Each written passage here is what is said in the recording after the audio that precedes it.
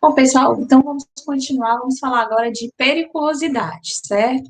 Só antes da gente entrar na periculosidade mesmo, faltou só uma observação que eu lembrei de falar sobre insalubridade, tá? É o seguinte, se o empregador quiser pagar deliberadamente, né? Porque eu falei no vídeo passado que era por meio normalmente de ação judicial, ou o empregador ou o empregado pode pedir a perícia para atestar e tudo. Ah, mas se o empregador, né, deliberadamente quiser pagar o adicional de insalubridade, ele pode? Pode. E aí, sendo uma deliberação do empregador, ele também vai poder retirar esse adicional? Vai. Agora, ele pode se descobrir que não tinha insalubridade, cobrar de volta dos empregados aqueles valores, vamos supor, 5 meses que o empregador tenha pago de forma deliberada, né, da vontade do empregador, pagou por 5 meses, depois descobriu que não tinha insalubridade, ele pode tirar? Pode. Agora, ele não pode retroativos desse empregado que não teve culpa, né? Na verdade, o empregador pagou por vontade própria, certo? Era só esse detalhe.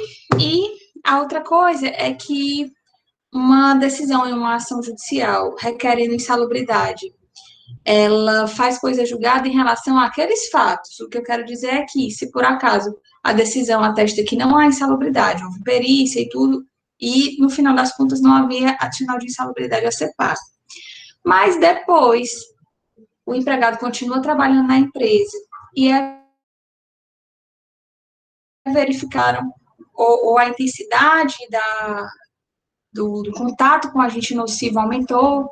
Enfim, pode haver uma nova ação judicial, desculpa, para rediscutir aquela questão? Pode, tá certo? Por quê? Porque os fatos mudaram e aí a causa de pedir, né, já vai ser outra, tá bom?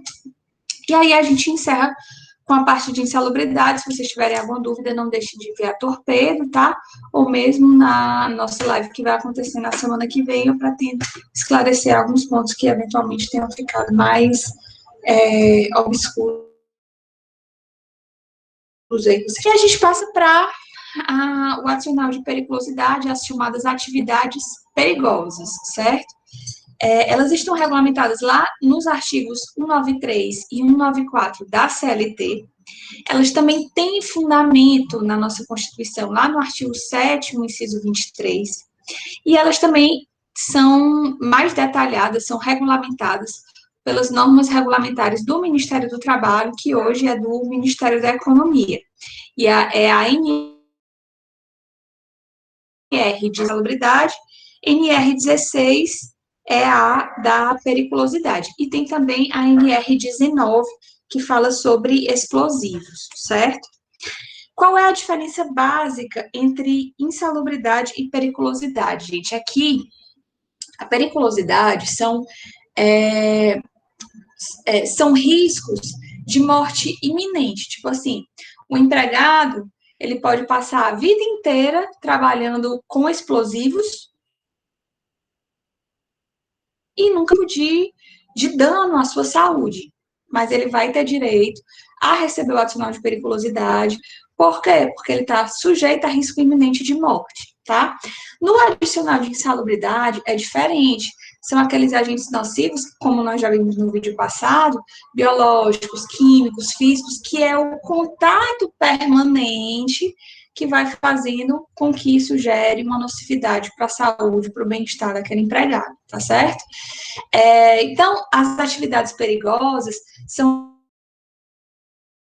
atividades taxadas pela CLT e tem outras inclusões por súmulas que nós vamos ver uma por uma, mas são aquelas situações que causam risco iminente de morte para o empregado e diante dessa situação perigosa e de risco, esse empregado vai ter direito a receber adicional, tá certo? Quem trabalha com combustíveis, quem trabalha com inflamáveis, veja que a pessoa pode ser frentista de um posto de gasolina e passar a vida inteira sendo frentista e nunca ter nenhum tipo de acidente com os combustíveis. Pode, mas vai ter direito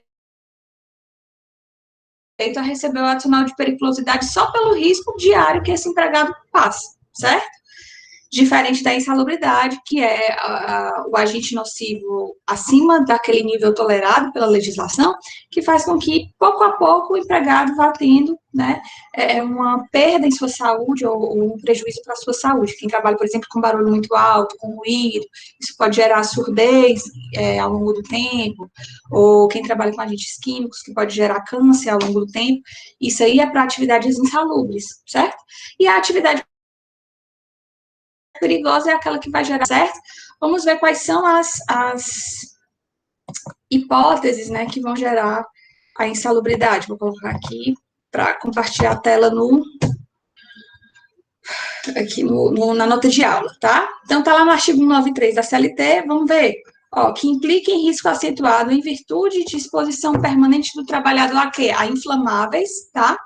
Então, quem trabalha, por exemplo, numa fábrica de fogos de artifício, quem trabalha com gases, né, que são inflamáveis e tudo, inflamáveis, explosivos, energia elétrica, tá? Aqui, gente, é quem trabalha com cabeamento de energia, quem trabalha com fio elétrico sujeito a choque, tá? Roubos e outras espécies de violência física, e aí é quem trabalha com segurança pessoal, segurança patrimonial, aqueles carros fortes, quem trabalha com serviço de vigilância, de segurança de prédio, tá? Porteiro, gente, porteiro foi decidido pelo TST que não recebe, certo? Você pode pensar, né? Mas está sujeito a roubo e tudo é. Mas a atividade, né, a prestação da segurança em si, né? O porteiro ele tem várias atividades. E aí o TST entende que não é o caso de pagar adicional de periculosidade para porteiro. Agora, quem trabalha com segurança privada, segurança seja de pessoas, segurança de coisas, aí vai receber. Quem trabalha com segurança de evento, tá? Que seja empregado de uma empresa, vai receber o adicional deve, né? Receber o adicional de periculosidade. Aí você pode pensar assim, né? Não, mas em Fortaleza, às vezes tem lojas que são em localidades super perigosas, e aí ficam os caixas, né, são sujeitos a roubo, quem trabalha em farmácia, quem trabalha, dependendo da localidade, o local de trabalho em si é um local perigoso, sujeito a assalto e tudo, isso aí, de acordo com o TST, não gera periculosidade, tá? Quando a CLT diz que é exposição permanente do trabalhador a roubo ou outras espécies de violência física e tudo, é quem trabalha como profissional de segurança pessoal ou patrimonial, tá bom? Então, não vai incluir uma localidade que seja perigosa, uma farmácia que toda semana é assaltada, isso aí não vai gerar periculosidade para esse empregado, tá? Não vai gerar, na verdade, o adicional de periculosidade, embora ele esteja, né, sujeito a uma situação de roubo. Tudo bem? Entenderam isso? Passando para frente, o adicional de periculosidade, ele assegura ao empregado o recebimento de um adicional de 30%, tá? Agora, veja aqui que é diferente da insalubridade. É 30% sobre o salário básico do empregado e não sobre o salário mínimo. E uma outra questão é que não tem graus de periculosidade, é 30% e pronto, de acordo com a CLT. Então, veja essa diferença relevante entre insalubridade e periculosidade que costuma ser cobrada em prova. Insalubridade é 10%, 20% ou 40%, a depender do grau, e incide sobre o salário mínimo. Enquanto a periculosidade é só de 30%, incide sobre o salário básico do empregado, tá bom? Aí, em relação ao parágrafo 2º, nós vamos comentar depois, tem um tópico para a gente falar da possibilidade de opção pela insalubridade, a gente vai ver que existe uma divergência se pode acumular ou não pode acumular, mas vamos falar já sobre isso, tá? E olha o parágrafo 4º, que inclui também, são também consideradas perigosas atividades de trabalhador em motocicleta, né? Quem é motociclista, quem trabalha com entregas, por exemplo, né? Quem for empregado ou motoboy, que trabalha com motocicleta fazendo despacho, fazendo entrega de coisas, etc., tem direito ao adicional de periculosidade. Não inclui aqui quem usa moto só para ir para o trabalho, né? Quem usa a moto como meio de transporte, mas o trabalho em si não é sobre a motocicleta. Trabalha na empresa normal, ele apenas vai para o trabalho, não tem adicional de periculosidade aí a ser recebido. Quando a CLT diz que quem trabalha com motocicleta vai receber o adicional, é quando a atividade em si depende da motocicleta, como é o caso do motoboy, do entregador, etc., tá? Do entregador que seja, que tem um contrato de trabalho mesmo, né, com uma empresa, porque esses do Rappi, do Uber Eats ou do iFood, eles normalmente, eles não são vistos como empregados, né? Embora isso possa ser discutido se forem presentes aqueles elementos da caracterização de um contrato de emprego, mas jurisprudencialmente esses empregadores, eles são só prestadores de serviço, eles não estariam mesmo sendo caracterizados como empregados. Embora isso seja polêmico, certo? Mas se for um empregado que seja um entregador que seja empregado da empresa, que tenha todos aqueles elementos da CLT presentes, aí ele vai ser empregado para todos os para o recebimento do adicional de periculosidade, se utilizar, né, a motocicleta. Entende que também se estiver de bicicleta também, certo? Motocicleta ou bicicleta. O que mais? Outras atividades além dessas, ó, porque a CLT ela taxa essas daqui, do artigo 193, mas a OJ 145 e 345 vão estabelecer outras. Você vai dizer assim, ó. Peraí, não. Quem trabalha com radiação ionizante, tá certo? A súmula o OJ 345 do TST. Quem trabalha com radiação ionizante e substância radioativa, tá? Está sujeito também ao recebimento de adicional de periculosidade. Olha só, a exposição empregada à radiação ionizante ou à substância radioativa enseja a percepção do adicional de periculosidade e tal, certo? Pronto.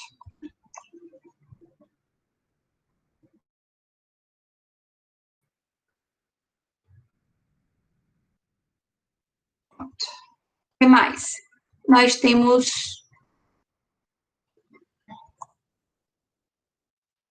Oxe, isso aqui de dirigente sindical é de outra matéria, tá? Isso aqui pode. Desculpa aí, isso aqui é de outra matéria.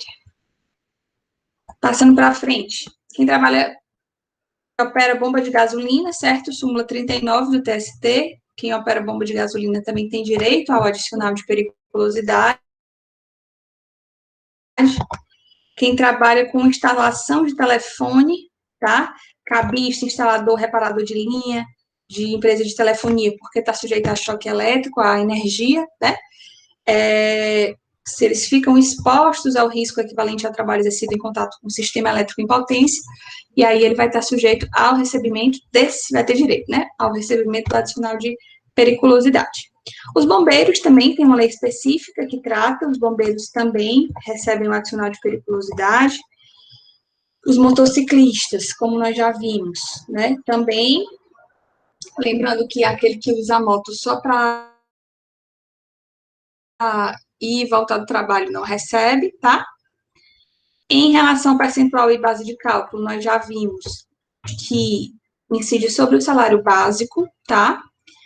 E não sobre o salário acrescido de outros adicionais. O adicional de periculosidade é calculado sobre o salário básico. Então, se o empregado recebe R$ 3.000, certo? Ele vai receber sem outros adicionais. O salário básico é 3.000 e a periculosidade é de 30%, ele vai receber 10% é 300, né? Olha aí. Ele vai receber R$ 900 a título de adicional de periculosidade, porque incide sobre o salário básico dele, né? E não sobre o salário mínimo. Aí, olha só.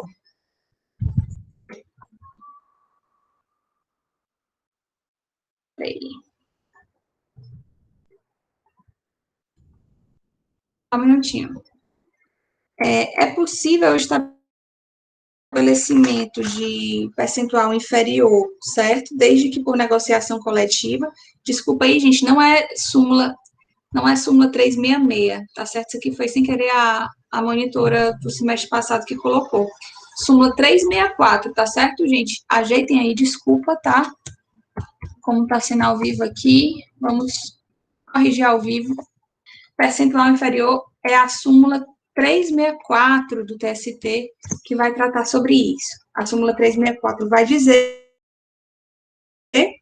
que é possível que negociação coletiva, ou seja, aquela feita por sindicato, né, como nós já vimos, com a empresa ou com o sindicato de empregadores, estabeleça um percentual menor que 30%. Estabeleça de 20%, 10%, isso é discutível, mas está simulado, é válido pelo TST. Em relação à regulamentação, nós já vimos que a regulamentação é feita pela NR16 e NR19, tá? A NR19, ela é relativa a explosivos. Quais são as situações que enseja o contato com explosivos que dão direito ao adicional de periculosidade. É possível acumular o adicional de insalubridade, é possível acumular o adicional noturno, tá? Também se entende que é possível acumular o adicional de insalubridade com o adicional noturno. Então, o empregado trabalha com segurança de prédio, né? O cara é segurança, trabalha numa empresa de segurança que presta serviço para um determinado condomínio. E ele trabalha de madrugada. Ele vai ter direito à acumulação do adicional de periculosidade com o adicional noturno, certo? Da mesma forma, também vai ter direito, no caso lá da insalubridade, também a acumular a insalubridade com adicional noturno. A questão que vocês vão precisar ter atenção, que inclusive o trabalho que vocês vão fazer, valendo ponto para a V2, é sobre isso, tá? Sobre a possibilidade ou não de acumulação de insalubridade com periculosidade. Observem o que diz o artigo 193, parágrafo 2º da CLT, e observem o que diz a Convenção 55 da OIT, tá? Existe uma divergência aí sobre isso. Qual é o problema? Imagine um que trabalha por exemplo, quem trabalha com posto de gasolina, tanto está sujeito a uma situação de periculosidade, porque trabalha com combustíveis, certo? E está lá no 93 da CLT, que ele vai estar sujeito à periculosidade.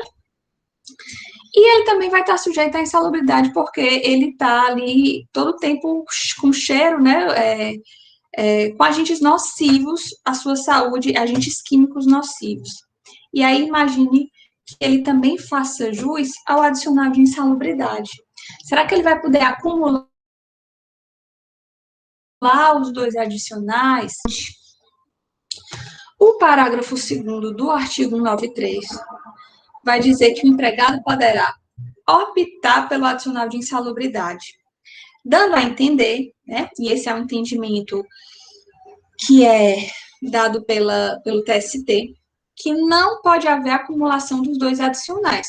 O empregado poderá optar por um dos dois. Ou opta pela periculosidade de 30% sobre o salário básico, ou opta pelo adicional de insalubridade, que aí vai ser de 10, 20 ou 40%, a depender do grau. E é sobre o salário mínimo e não sobre o salário básico. O problema, gente, é que esse artigo da CLT, ele é antigo, ele é anterior a 88, e o Brasil ratificou a Convenção 155 da OIT. O Brasil é signatário dessa convenção internacional, e essa convenção foi, inclusive, ratificada pelo ordenamento jurídico brasileiro, Congresso. E essa Convenção 155 da OIT diz que adicionais de insalubridade, de periculosidade, são acumuláveis, sim, porque eles partem de fatos geradores diferentes, né? O fato gerador da periculosidade é a questão dele estar sujeito a um risco de morte por estar em contato com explosivo, com combustível que pode explodir a qualquer momento. E ele está sujeito ao adicional de insalubridade porque aquele agente nocivo, de forma permanente, vai gerar um risco à sua saúde, certo? Uma possibilidade de desenvolvimento de alguma doença, de câncer, qualquer coisa nesse sentido. Os fatos gerais seriam distintos, e é por isso que a Convenção 155 da OIT diz, né, que é possível acumular os adicionais. Então, a gente vai ter uma divergência entre o que diz a CLT e o que diz a Convenção 155 da OIT. Quando existe uma divergência de uma legislação, uma lei ordinária, como é a CLT, que tem esse status, né? Com o tratado internacional, qual é o que vai prevalecer? Pessoal, os tratados de direito do trabalho são tratados internacionais de direitos humanos, certo? E os tratados internacionais de direitos humanos, de acordo com a nossa Constituição, artigo 5º, lá no parágrafo 2º, eu acho, ou é o 2º ou é o 4º, lá no artigo 5º, parágrafo 2º ou 4º, vai dizer lá que os tratados internacionais de direitos humanos que forem incorporados, né, ao nosso ordenamento, eles têm prevalência sobre a legislação, certo? Então, eles devem prevalecer, eles estão acima da legislação ordinária. Então, é óbvio que deveria prevalecer por previsão constitucional mesmo, deveria a Convenção 155 da OIT. Entretanto, de acordo com o TST, prevalece o entendimento da não possibilidade de acumulação, ou seja, prevalece o entendimento que o empregado deve escolher um dos dois, prevalece o entendimento taxado no artigo 193 da CLT, tá?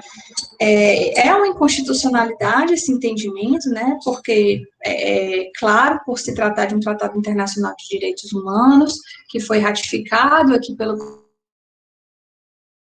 Congresso Nacional, constitucional, ou seja, deveria estar acima da legislação ordinária, mas, infelizmente, né, esse é um entendimento prevalecente na nossa jurisprudência trabalhista, embora não seja unânime lá entre os ministros do TST, tá? Agora, você, como advogado do empregado, você pode pleitear na Justiça do Trabalho a acumulação? Pode. De repente, é um juiz que adota a corrente minoritária, que adota a Convenção 155 da OIT, né? Então, claro que você, como advogado do empregado, diante de uma situação, você pode pedir.